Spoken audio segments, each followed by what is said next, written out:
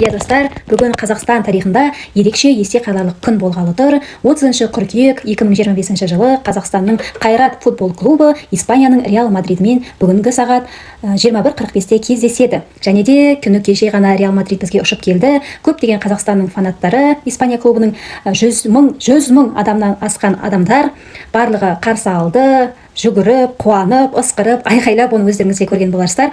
Дегенмен де басқа елдің, басқа жердің фанаты болсақ та, біз жүрегіміз қазақ, өзіміздің қазағымызға, әрине, өзіміздің қазағымызға жанкүйер боламыз. Және де өздеріңіздің ой-пікірлеріңізді жазып кетіңіздер. Бүгінгі болатын матчта Қайрат немесе Реал қайсы жеңіске жетеді деп ойлайсыздар?